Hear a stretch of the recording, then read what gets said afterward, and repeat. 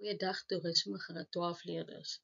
Vandag wil ek graag kyk na vraag 2 wat kaartwerk en toerbeplanning is, meer spesifiek wêreldtydsones. Laat my eers toe om die volgende met julle te bespreek: benodighede en algemene opmerkings. So wat gaan jy benodig om hierdie vraag te beantwoord?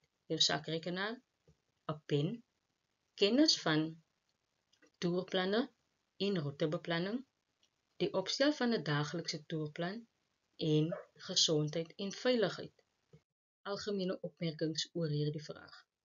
Toon asseblief alle berekeninge wanneer jy met tydsones werk.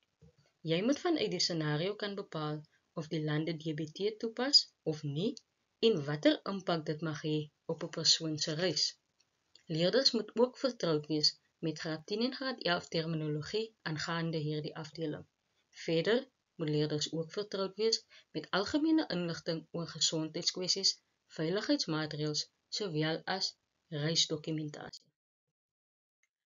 Ons wêreldtydsoonekaart. Hierdie kaart word in jou verskaf en kan gewoonlik op bladsy 10 van jou vraestel gevind word. Gebruik die horlosie wat links onder op daardie selfde kaart is om jou te help om te tel wanneer jy die tyd moet bepaal. Wanneer lande in dieselfde halfrondes lê, met ander woorde die tekens is dieselfde en ons wil tydsone verskil bepaal, minus ons tydsones van mekaar. Wanneer lande in verskillende halfrondes lê, met ander woorde die tekens verskil en ons wil tydsone verskil bepaal, plus ons die tydsones met mekaar. Hierso het ek vir jou die kaart van hoe dit gaan lyk wanneer jy jou vraestel ontvang. Ek wil vir jou vra om dan die volgende te doen. Trek vir jouself 'n lyn op jou 0 grade lentelyn. Dan 2 lyne, een aan die weste kant en een aan die ooste kant van jou 0 grade lyn. Hierdie is om vir ons te wys dat wanneer ek in dieselfde halfronde rond beweeg, met ander woorde aan die westelike kant of aan die oostelike kant, gaan ek moet minus. Daarna trek jy vir jouself 'n lyn vanuit die ooste na die weste. Dit is daar om vir jou te help om te onthou wanneer jy van tussen 2 halfrondes beweeg, gaan jy moet plus om die tydverskil te bepaal. Skryf ook vir jouself aan die weste kant wes en minus. Dit beteken wanneer jy in 'n westelike rigting beweeg, gaan jy moet minus wanneer jy die tyd wil bepaal. Jy skryf ook vir jou aan die ooste kant oos en plus. Dit gaan vir jou help om te onthou wanneer ek in 'n oostelike rigting beweeg en ek wil die tyd bepaal, gaan ek moet plus.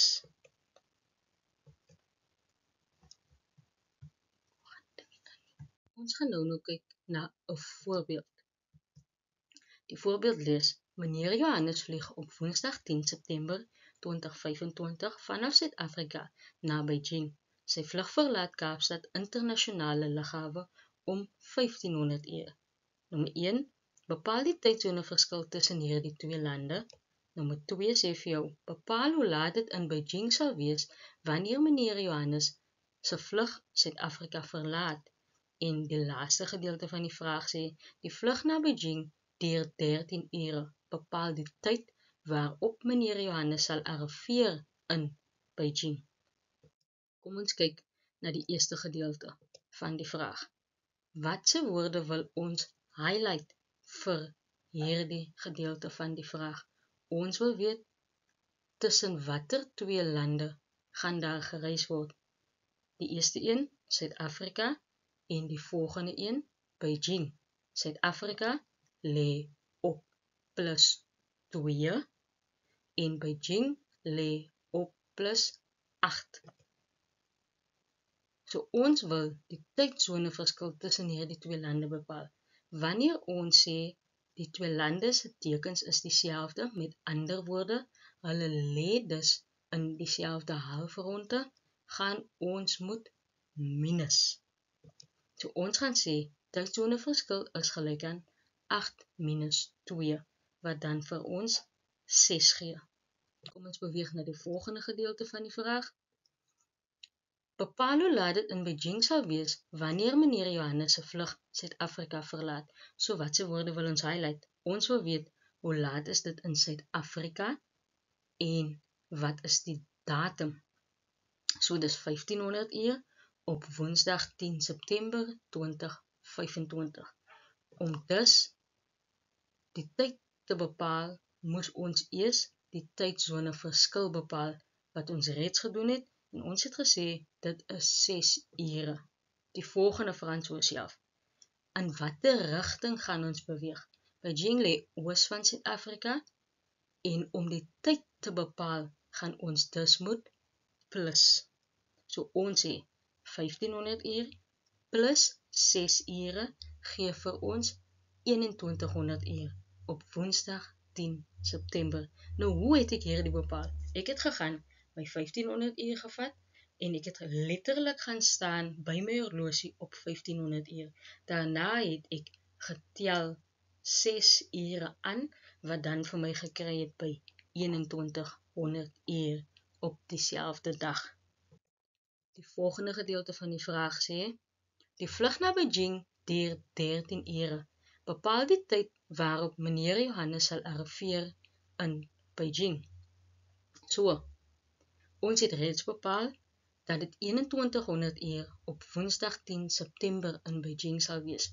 Maar ons wil weet, hoe laat gaan dit wees wanneer meneer Johannes in Beijing land? So ons gaan dus aankomsttyd moet bepaal. Ons sê 2100 uur plus die 13 ure vliegtyd, wat dan vir ons gee 2100 uur plus 13 ure gaan vir ons dan kry op 10 uur donderdag 11 September of 10 uur die volgende dag. Graad 12. Ander vraag wat in hierdie vraag ingesluit word, gewoonlik word gevra aangaande tipe reisdokumente wat benodig word gedurende 'n reis. Daar word gevra veiligheidsmaatreëls om toe te pas gedurende jou reis, wanneer jy by die hotel is, op die lughawe en wanneer jy plekke gaan verken. Verder word daar ook gevra oor gesondheidskwessies en jy moet die verskil ken tussen vluguitputting en vlugfoosheid. Alle sterkte.